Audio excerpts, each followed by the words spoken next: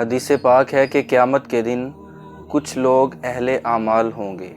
اللہ پاک جب ان کا حساب کتاب فرمائیں گے تو ان کے نامہ اعمال میں بڑی بڑی نیکیاں ہوں گی، نماز، روزہ، زکوٰۃ، حج ہوگی، نوافل ہوں گے، تہجد ہوگی، تو اللہ پاک ان کے لیے میزان قائم کرے گا اور ان کو نماز کے بدلے ایک نیکی، پھر روزے کے بدلے نیکیاں عطا کی جائیں گی، حج کے بدلے۔ لیکن کچھ لوگ ایسے ہوں گے جن کو اللہ پاک بے انتہا، بلا میزان اور بلا گنتی کے عطا فرمائے گا۔ وہ کون لوگ ہوں گے؟ یہ وہی لوگ ہوں گے جو آزمائش میں، مصیبتوں میں، تکالیف کے اندر، پریشانیوں کے اندر صبر کریں گے۔ انما یوفی الصابرون اجرہم بغیر حساب، یہ وہی لوگ ہوں گے جو پریشانیوں کے اندر صبر کیا کرتے تھے۔ تو مومن کے لیے ہر حال، تمام حالات جو ہیں وہ اس کے لیے خیر والے ہوتے ہیں۔ اگر اللہ نے بہت دیا ہے، خوشیاں دی ہیں، خوشحالی ہے، اللہ پاک نے بہت زیادہ دیا انسان کو، تو یہ بھی اس کے لیے ایک نعمت ہے۔ وہ اللہ کے راستے میں دیتا ہے، صدقات کرتا ہے، خیرات کرتا ہے، تو اس کے عوض اللہ پاک جو ہے اس کو نیکیاں عطا کرتے ہیں۔ اور اگر جو ہے یہ پریشان ہے، غربت ہے، مسائل ہے، تکلیف ہے، پریشانی ہے، تو تب بھی یہ مومن کے لیے یہ خیر کا وقت ہے۔ کیوں؟ فرمایا جب مومن جو ہے وہ تکلیف میں، پریشانی میں ہوتا ہے تو اس کے گناہ معاف ہو رہے ہوتے ہیں۔ ایک حدیث پاک میں آتا ہے کہ اللہ پاک جو ہے جب کسی انسان سے محبت فرماتے ہیں، جب کسی مومن سے اللہ پاک محبت فرماتے ہیں تو اس کو کسی نہ کسی آزمائش میں مبتلا کر دیتے ہیں۔ اور اسی طرح ایک اور حدیث پاک میں آتا ہے کہ حضرت عائشہ رضی اللہ تعالیٰ عنہ اور رسول اللہ صلی اللہ علیہ وسلم ایک مرتبہ گھر میں تشریف فرما تھے کہ دیا جل رہا تھا۔ اب ہوا آئی اور دیا بجھ گیا، تو حضور صلی اللہ علیہ وسلم نے پڑھا انا للہ و انا الیہ راجعون۔ اس پر امی عائشہ صدیقہ رضی اللہ تعالیٰ عنہ نے فرمایا کہ یا رسول اللہ صلی اللہ علیہ وسلم، کوئی اتنی بڑی مصیبت تو نہیں، دیا ہی بجھا ہے۔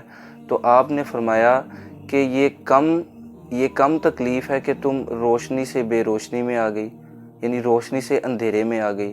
تو جس حالت میں بھی ہے، کانٹا چبھ جائے تو صبر کریں، انا للہ و انا الیہ راجعون پڑھیں۔ انسان کے لیے تکلیفیں بہت بڑی ہوتی ہیں، لیکن پھر بھی اس پر صبر کرنا۔ اب آپ دیکھیں کتنی تکلیف، بیمار پڑ جاتے ہیں، جوان اولاد جو ہے وہ فوت ہو جاتی ہے، تو تب بھی صبر کا جو ہے وہ آپ نے دامن نہیں چھوڑنا۔ ایک حدیث پاک میں آتا ہے کہ حضرت عبداللہ ابن سلام رضی اللہ تعالیٰ عنہ فرماتے ہیں کہ اللہ پاک قیامت کے دن پوچھیں گے کہاں ہیں جن لوگوں کا مجھ پر حق ہے؟ تو صحابی نے عرض کیا یا رسول اللہ، بندوں پر تو اللہ کا حق ہوتا ہے، لیکن اللہ پر بندوں کا حق؟ فرمایا ہاں، اللہ پاک بطور انعام کے، بطور شکر کے اس بندے کا حق اپنے ذمے لے لیتے ہیں۔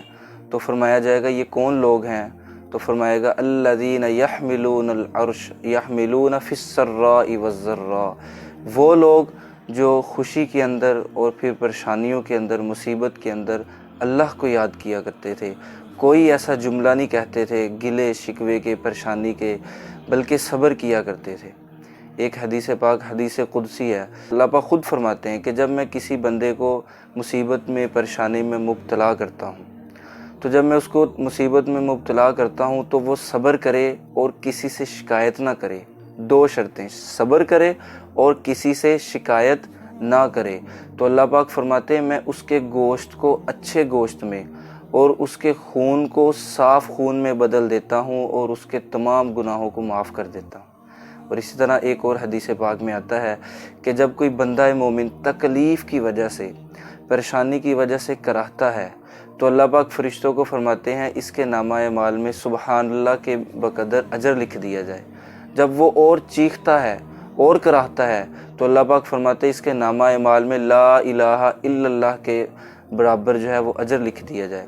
لیکن پھر بھی اگر وہ لیٹا رہتا ہے، اٹھ نہیں سکتا تکلیف کی وجہ سے، تو اللہ پاک فرماتے ہیں اس کے نامہ اعمال میں صدقات اور خیرات کے برابر جو ہے وہ اجر لکھ دے۔ تبارک الذی نزل الفرقان علی عبده لیکون للعالمین نذیرا۔